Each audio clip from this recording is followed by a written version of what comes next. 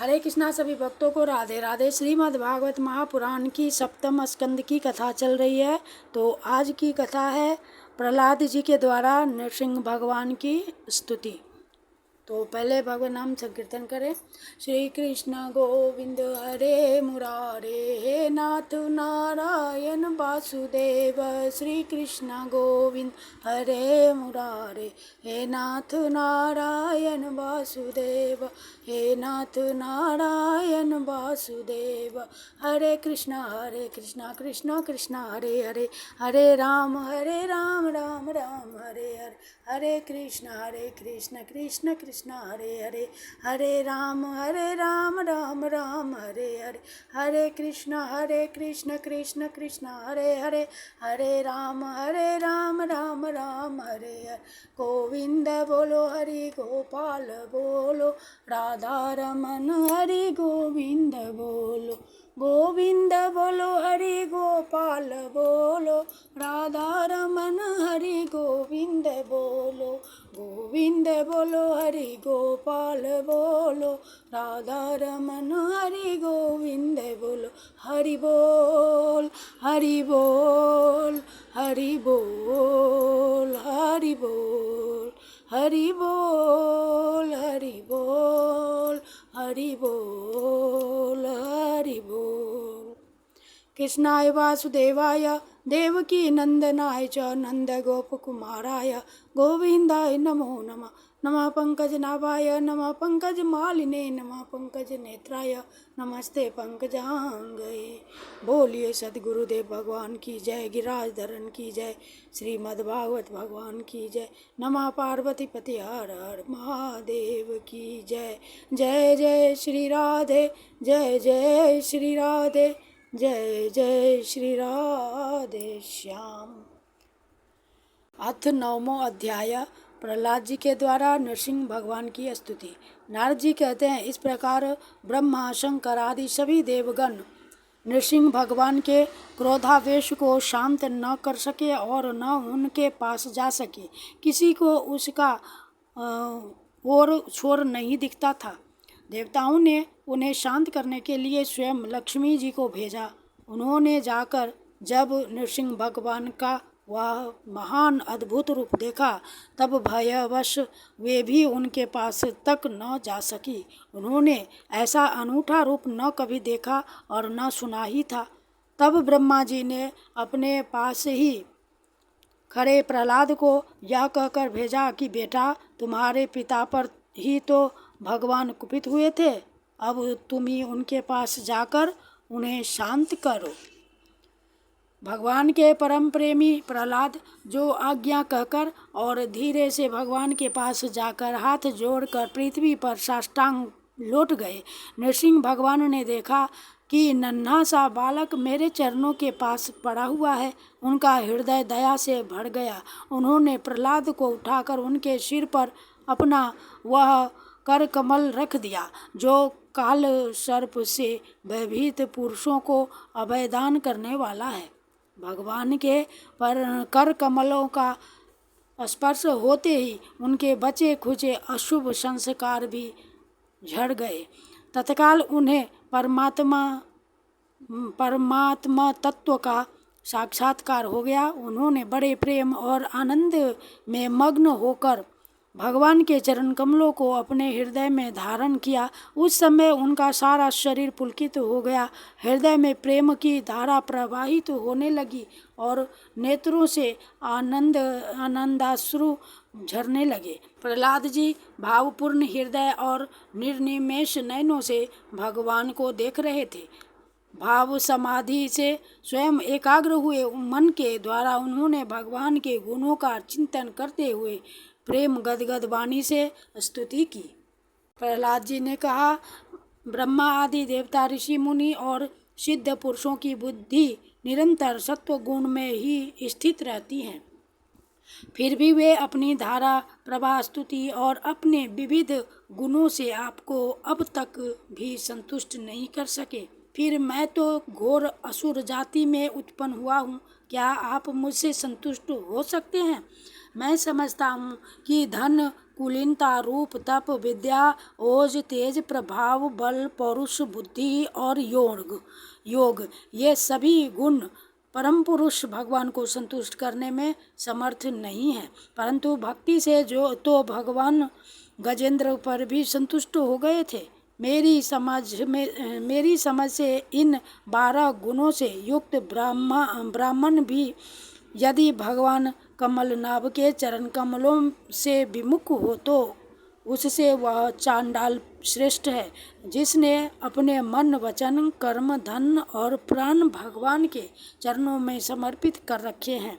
क्योंकि वह चांडाल तो अपने कुल तक को पवित्र कर देता है और बड़प्पन का अभिमान रखने वाला वह ब्राह्मण अपने को भी पवित्र नहीं कर सकता।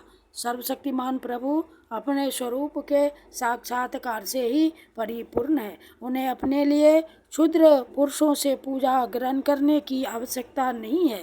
वे करुणावश ही भोले भक्तों के हित के लिए उनके द्वारा ही हुई पूजा स्वीकार कर लेते हैं।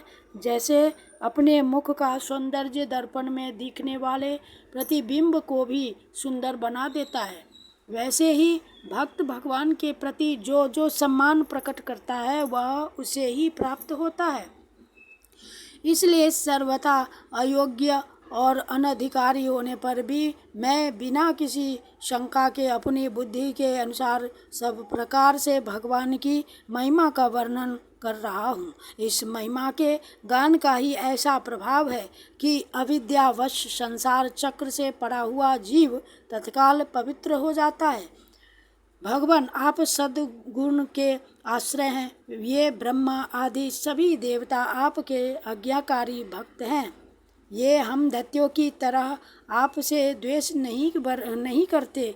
प्रभु आप बड़े बड़े सुंदर अवतार ग्रहण करके इस जगत के कल्याण एवं अभ्युदय के लिए तथा उसे आत्मानंद की प्राप्ति कराने के लिए अनेकों प्रकार की लीलाएं करते हैं।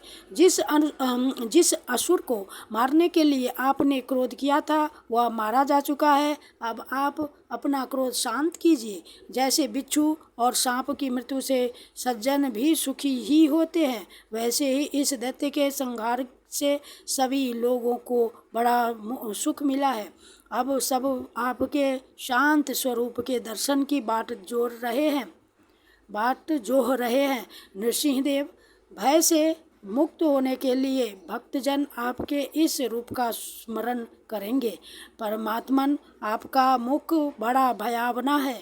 आपकी जीभ लपलपा रही है, आंखें सूर्य के समान हैं, भौहें चढ़ी हुई हैं, बड़ी पैनी दाढ़ें हैं, हाथों की माला खून से लथपथ, गर्दन के बाल बर्छे की तरह सीधे खड़े, कान और दिग्गजों को भी भयभीत कर देने वाला सिंहनाद एवं शत्रुओं को फाड़ डालने वाले आपके इन नखों को देखकर मैं तनिक भी भयभीत नहीं हुआ हूँ। दिन बंधो, मैं भयभीत हूँ तो केवल इस असह्य और उग्र संसार चक्र में पिसने से, मैं अपने कर्म पाशों से बंध कर इस भयंकर जंतुओं के बीच में डाल दिया गया हूँ।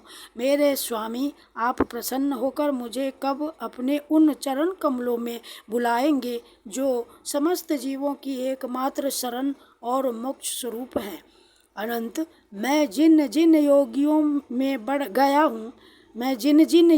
में गया हूँ उन सभी योनियों में प्रिय के वियोग और अप्रिय के संयोग से होने वाले शोक की आग में झुलसता रहा।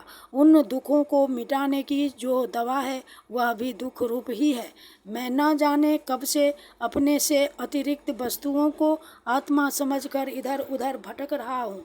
अब आप ऐसा साधन बतलाइए जिससे कि आपकी सेवा भक्ति प्राप्त कर सकूं। प्रभु, आप हमारे प्रिय हैं।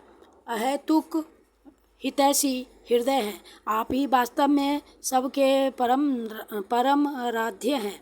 मैं ब्रह्मा जी के द्वारा गाई हुई आपकी लीला कथाओं का गान करता हुआ बड़ी सुगमता से राग आदि प्राकृत गुणों से मुक्त होकर इस संसार की कठिनाइयों को पार कर जाऊंगा, क्योंकि आपके चरण युगलों में रहने वाले भक्त परमहंस महात्माओं का संग तो मुझे मिलता ही रहेगा। भगवान नरसिंह इस लोक में दुखी जीवों का दुख मिटाने के लिए जो उपाय माना जाता है वह आपके उपेक्षा करने पर एक क्षण के लिए ही होता है। यहाँ तक कि माँ बाप बालक की रक्षा नहीं कर सकते, औषधि रोग नहीं मिटा सकती और समुद्र में डूबते हुए को नौका नहीं बचा सकती। सत्वादि गुणों के कारण भिन्न भिन्न स्वभाव के जितने भी ब्रह्मादि श्रेष्ठ और कालादि कनिष्ठा करता हैं उनको प्रेरित करने वाले आप ही हैं। वे आपकी प्रेरणा से जिस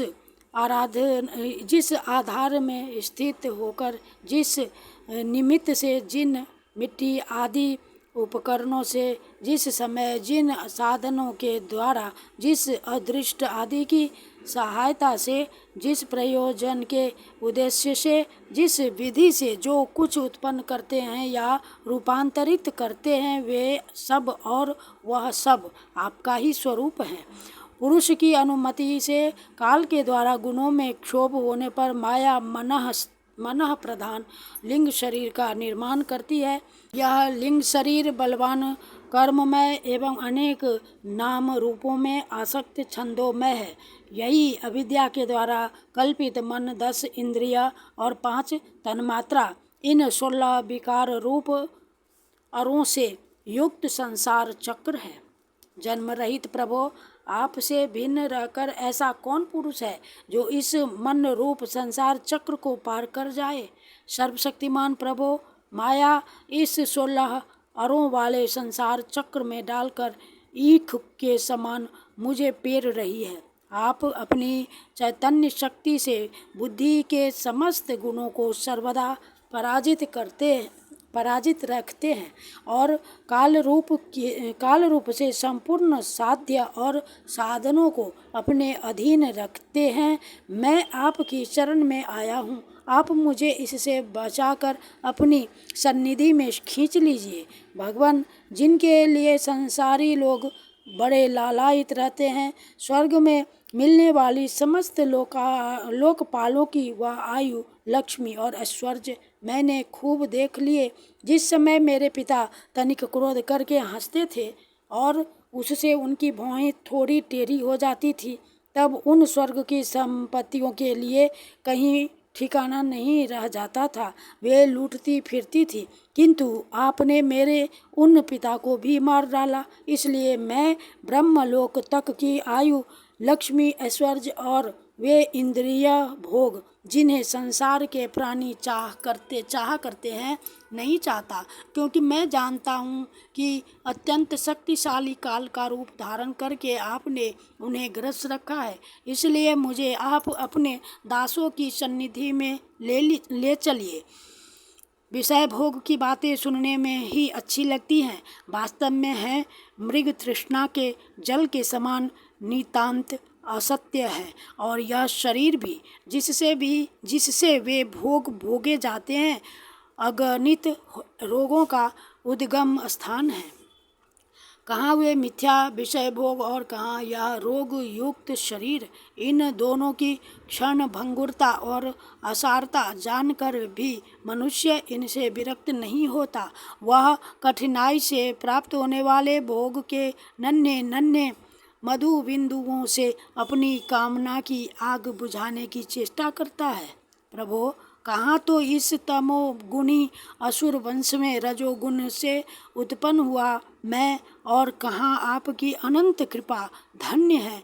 आपने अपना परम प्रसाद स्वरूप और सकल संतापहारी वह कर कमल मेरे सिर पर रखा है, जिसे आपने ब्रह्मा, शंकर और लक्ष्मी जी के सिर पर भी कभी नहीं रखा। दूसरे संसारी जीवों के समान आप में छोटे बड़े का भेदभाव नहीं है, क्योंकि आप सबके आत्मा और आकारण प्रेमी है। फिर भी कल्प वृक्ष के समान आपका कृपा प्रसाद भी सेवन भजन से ही प्राप्त होता है। सेवा के अनुसार ही जीवों पर आपकी कृपा का उदय होता है। उसमें जातिगत उच्चता या नीचता कारण नहीं है। भगवान, यह संसार एक ऐसा अंधेरा कुआं है जिसमें काल रूप सर्प डसने के लिए सदा तैयार रहता है। विषय भोगों की इच्छा वाले पुरुष उसी में गिरे हुए हैं। मैं भी संगवश उसके पीछे उसी में गिरने जा रहा था, परंतु भगवान देवर्षि नारद ने मुझे अपना कर बचा लिया। तब भला मैं आपके भक्त जनों की सेवा कैसे छोड़ सकता हूँ। अनंत जी, इस समय मेरे पिता ने अन्याय करने के लिए कमर कसकर हाथ में खड्ग ले लिया और वह कहने लगा कि यदि मेरे सिवा कोई और ईश्वर है तो तुझे बचा ले, मैं तेरा सिर काटता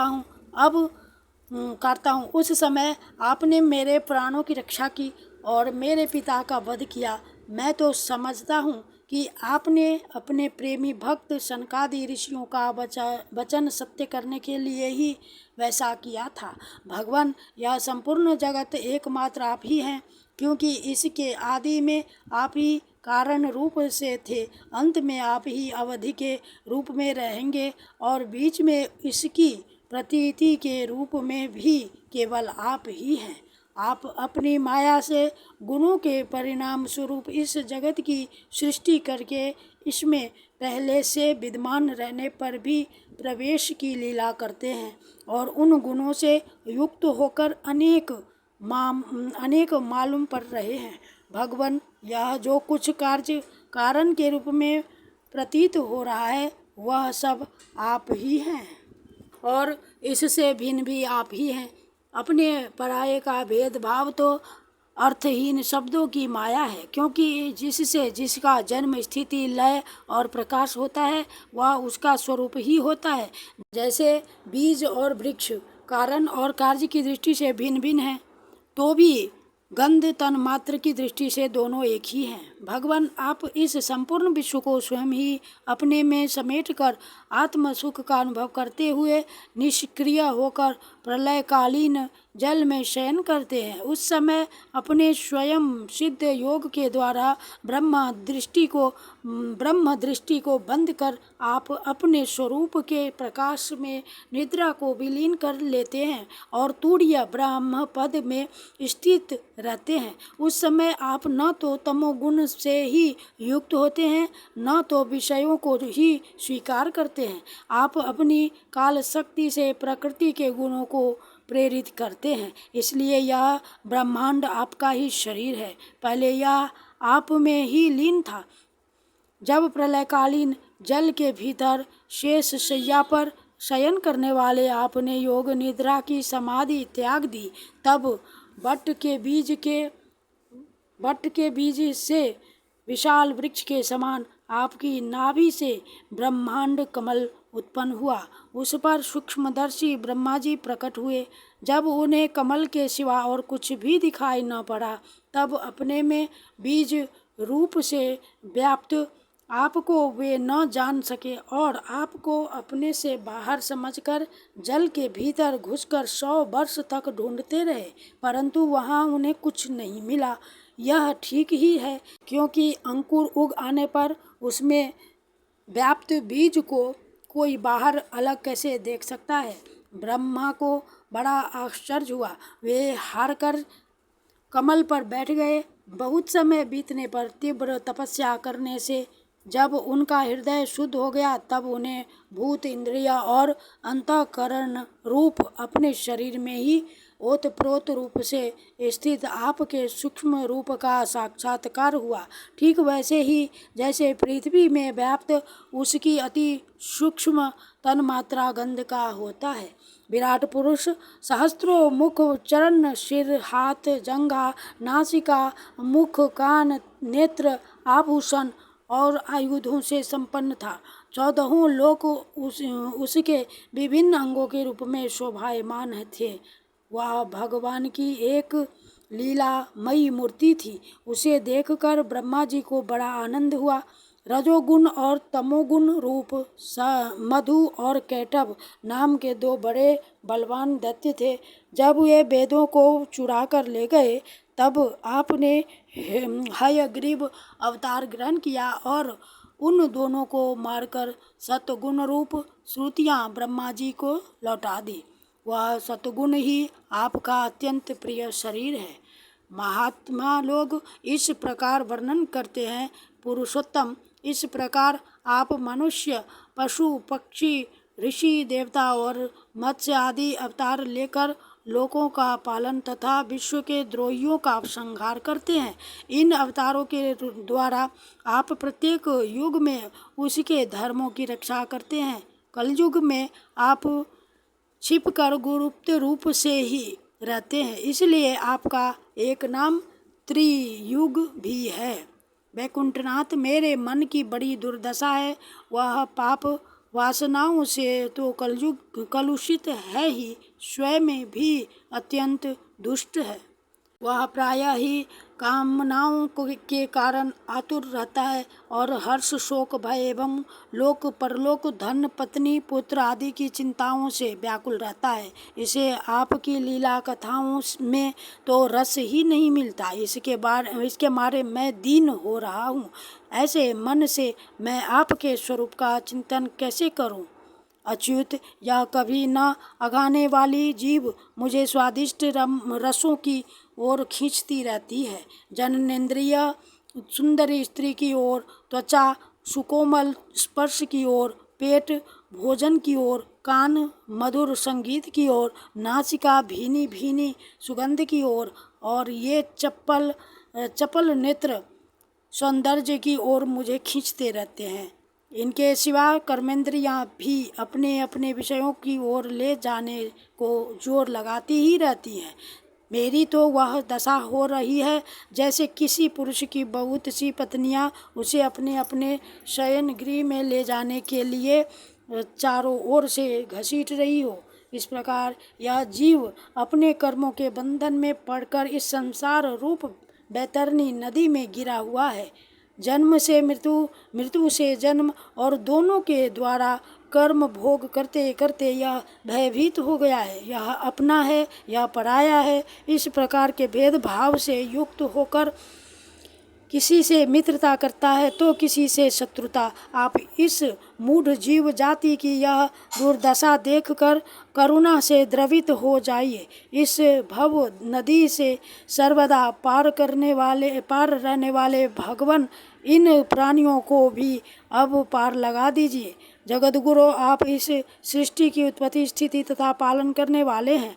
ऐसी अवस्था में इन जीवों को इस भव नदी के पार उतार देने में आपको क्या प्रयास है? दीन जनों के परम हितैषी प्रभु, भूले भटके मूढ़ ही महान पुरुषों के विशेष अनुग्रह पात्र होते हैं।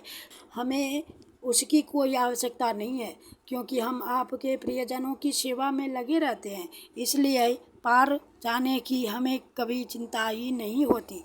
परमात्मन, इस भव बैतरणी से पार उतरना दूसरे लोगों के लिए अवश्य ही कठिन है, परंतु मुझे तो इससे तनिक भी भय नहीं है, क्योंकि मेरा चित्त इस बैतरणी में नहीं, आपकी उन लीलाओं के गान में मग्न रहता है, जो स्वर्गीय अमृत को भी तिरस्कृत करने वाली परमामृत स्वरूप है। मैं उन मूढ़ प्राणियों के लिए शोक कर रहा हूँ कि जो आपके गुण गान से विमुख रहकर इंद्रियों के विषयों का मायामय झूठा सुख प्राप्त करने के लिए अपने सिर पर सारे संसार का भार ढोते रहते हैं। मेरे स्वामी, बड़े बड़े ऋषि मुनि तो प्रायः अपनी मुक्ति के लिए निर्जन वन में जाकर मौन व्रत धारण कर लेते हैं। वे दूसरों की भलाई के लिए कोई विशेष प्रयत्न नहीं करते, परंतु मेरी दशा तो दूसरी ही हो रही है। मैं इन भूले हुए असहाय गरीबों को छोड़कर अकेला मुक्त होना नहीं चाहता और इन भटकते हुए प्राणियों के लिए आपके सिवा और कोई सहारा भी नहीं दिखाई पड़ता। घर में फंसे हुए लोगों को जो मैथुन आदि का सुख मिलता है वह अत्यंत तुच्छ एवं दुख रूप ही है। जैसे कोई दोनों हाथों से खुजला रहा हो तो उन खुजली में पहले उसे कुछ थोड़ा सा सुख मालूम पड़ता है परंतु पीछे से दुख ही दुख होता है। किंतु ये भूले हुए अज्ञानी मनुष्य बहुत दुख भोगने पर भी इन विषयों से अघाते नहीं। इसके विपरीत धीर पुरुष जैसे खुजलाहट को सह लेते हैं वैसे ही कामादि वेगों को भी सह लेते हैं। सहने से ही उनका नाश होता है। पुरुषोत्तम मोक्ष के 10 साधन प्रसिद्ध हैं। मौन, ब्रह्मचर्य, शास्त्र श्रवण, तपस्या, स्वाध्याय, स्वधर्म पालन, युक्तियों से शास्त्रों की व्याख्या, एकांत सेवन, जप और समाधि। परंतु जिनकी इंद्रियां वश में नहीं है उनके लिए ये सब जीविका के साधन व्यापार मात्र रह जाते हैं। और दंभियों के लिए तो जब तक उनकी पोल खुलती नहीं तभी तक ये जीवन निर्वाह के साधन रहते हैं और भंडाफोर हो जाने पर वह भी नहीं। वेदों ने बीज और अंकुर के समान आपके 2 रूप बताए हैं, कार्य और कारण। वास्तव में आप प्रकृति रूप से रहित हैं परंतु इन कार्य और कारण रूपों को छोड़कर आपके ज्ञान का कोई और साधन भी नहीं है। काष्ठ मंथन के द्वारा जिस प्रकार अग्नि प्रकट की जाती है उसी प्रकार योगी जन भक्ति योग की साधना से आपको कार्य और कारण दोनों में ही ढूंढ निकालते हैं, क्योंकि वास्तव में ये दोनों आपसे पृथक नहीं है, आपके स्वरूप ही हैं। अनंत प्रभो, आप वायु, अग्नि, पृथ्वी, आकाश, जल, पंच तन्मात्राएं, प्राण, इंद्रिय, मन, चित्त, अहंकार, संपूर्ण जगत एवं सगुण और निर्गुण सब कुछ केवल आप ही हैं। और तो क्या, मन और वाणी के द्वारा जो कुछ निरूपण किया गया है वह सब आपसे पृथक नहीं है। समग्र कृति के आश्रय भगवान, ये सत्वादि गुण और इन गुणों के परिणाम महतत्वादि देवता, मनुष्य एवं मन आदि कोई भी आपका स्वरूप जानने में समर्थ नहीं है, क्योंकि ये सब आदि अंत वाले हैं और आप अनादि एवं अनंत हैं। ऐसा विचार करके ज्ञानी जन शब्दों की माया से अब उपरत हो जाते हैं। परम पूज्य, आपकी सेवा के 6 अंग हैं: नमस्कार, स्तुति, समस्त कर्मों का समर्पण, सेवा पूजा, चरण कमलों का चिंतन और लीला कथा का श्रवण। इस साष्टांग सेवा के बिना आपके चरण कमलों की भक्ति कैसे प्राप्त हो सकती है और भक्ति के बिना आपकी प्राप्ति कैसे होगी? प्रभु, आप तो अपने परम प्रिय भक्त जनों के परमहंसों के ही सर्वस्व हैं। नारद जी कहते हैं, इस प्रकार भक्त प्रहलाद ने बड़े प्रेम से प्रकृति और प्राकृत गुणों से रहित भगवान के स्वरूप भूत गुणों का वर्णन किया। इसके बाद वे भगवान के चरणों में सिर झुकाकर चुप हो गए। श्री नृसिंह भगवान का क्रोध शांत हो गया और वे बड़े प्रेम तथा प्रसन्नता से बोले। नरसिंहदेव भगवान ने कहा, परम कल्याण स्वरूप प्रहलाद, तुम्हारा कल्याण हो। दैत्य श्रेष्ठ, मैं तुम पर अत्यंत प्रसन्न हूँ। तुम्हारी जो अभिलाषा हो मुझसे मांग लो। मैं जीवों की इच्छाओं को पूर्ण करने वाला हूँ। आयुष्मान, जो मुझे प्रसन्न नहीं कर लेता उसे मेरा दर्शन मिलना बहुत ही कठिन है, परंतु जब मेरे दर्शन हो जाते हैं तब फिर प्राणी के हृदय में किसी प्रकार की जलन नहीं रह जाती। मैं समस्त मनोरथों को पूर्ण करने वाला हूँ, इसलिए सभी कल्याणकामी परम भाग्यवान साधुजन जितेंद्रिय होकर अपनी समस्त वृत्तियों से मुझे प्रसन्न करने का ही प्रयत्न करते हैं। असुर कुल भूषण प्रहलाद जी भगवान के अनन्य प्रेमी थे, इसलिए बड़े बड़े लोगों को प्रलोभन में डालने वाले वरों के द्वारा प्रलोभित किए जाने पर भी उन्होंने उनकी इच्छा नहीं की। इति श्रीमद्भगवते महापुराणे परमहंसाम संहितायां सप्तमस्कन्धे प्रह्लादचरिते भगवतस्तवो नाम नवमोऽध्यायः। श्रीकृष्णार्पणं कृष्णार्पणं। श्री कृष्ण गोविंद हरे मुरारे, हे नाथ नारायण वासुदेव। श्री कृष्ण गोविंद हरे मुरारे, हे नाथ नारायण वासुदेव। हे नाथ नारायण वासुदेव। श्री कृष्ण गोविंद हरे मुरारे, हे नाथ नारायण वासुदेव। हरे कृष्णा कृष्णा कृष्णा हरे हरे, हरे राम राम राम हरे हरे। हरे कृष्णा कृष्णा कृष्णा हरे हरे, हरे राम राम राम हरे हरे। हरे कृष्णा कृष्णा कृष्णा हरे हरे, हरे राम राम राम हरे हरे। गोविंद बोलो हरि गोपाल बोलो, राधा रमन हरि गोविंद बोलो। गोविंद बोलो हरि गोपाल बोलो, राधा रमन हरि गोविंद बोलो। हरि बोल हरि बोल हरि बोल हरि बोल हरि बोल हरि बोल हरि बोल हरि बोल। राधे कृष्ण कृष्ण कृष्ण राधे राधे, राधे श्याम श्याम श्याम राधे राधे। राधे कृष्ण कृष्ण कृष्ण राधे राधे, राधे श्याम श्याम श्याम राधे राधे। राधे कृष्ण कृष्ण कृष्ण राधे राधे, राधे श्याम श्याम श्याम राधे राधे। राधे राधे राधे राधे। बोलिए सदगुरुदेव भगवान की जय, गिरिराधरन की जय, वृंदावन बिहारी लाल की जय। हे कृष्ण करुणा सिंधु दीन बंधु जगतपते, गोपेश गोपिका कांत राधा कांत नमस्तुते। कृष्णाय वासुदेवाय हरे परमात्मने, प्रणत क्लेशनाशाय गोविंदाय नमो नमः। बोलिए सदगुरुदेव भगवान की जय, वृंदावन बिहारी लाल गिरिराधरन की जय। नमः पार्वती पति हर हर महादेव की जय। जय जय श्री राधे, जय जय श्री राधे, जय जय श्री राधे श्याम।